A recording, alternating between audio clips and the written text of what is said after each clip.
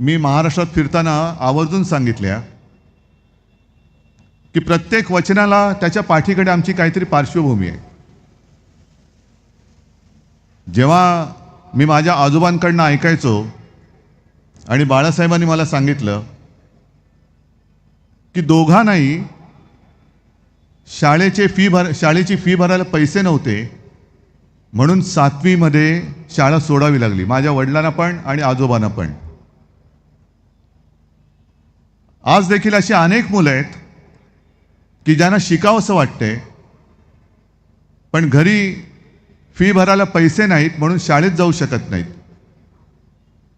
मधल्या काळात मी टीव्हीवरती एक बातमी बघितली. एका शेतकऱ्याने आत्महत्या केली आणि त्याच्या मुलाला शाळा सोडावी लागली, कारण डोक्यावरती कर्ज म्हणजे घरावरती कर्ज, भरणार कोण?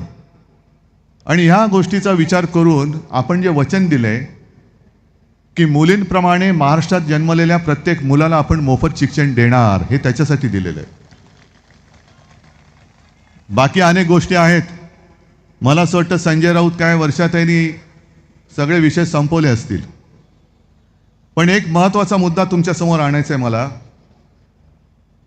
आजची ही आपली सभा मुंबईसाठी तर आहेच, पण या चॅनलच्या माध्यमातून संपूर्ण महाराष्ट्र बघतोय. आणि ही लढाई कोण जिंकणार? महाराष्ट्र द्रोही जिंकणार की महाराष्ट्र प्रेमी जिंकणार?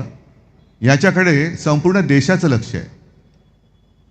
छत्रपती शिवाजी महाराजांचा मावळा जिंकणार की मोदी शाह अदानीचा नोकर जिंकणार, हे ठरवणारी ही निवडणूक आहे. अनेकदा आपण असं म्हणतो की निवडणूक जवळ आल्यानंतर मुंबई तोडण्याचा अपप्रचार केला जातो. हा अपप्रचार नाही आहे. हे मी मुद्दामून जे काही घेऊन आलोय ते तुम्हाला सांगायला आलोय, कारण हे आपण विसरून जातो. वाचतो पेपरमध्ये, पण नंतर कुठेतरी कानाडोळा होतो आणि विसरून जातो. हे जे काय घडतंय, या सरकारला मुंबईचा म्हणे GDP वाढवायचा आहे,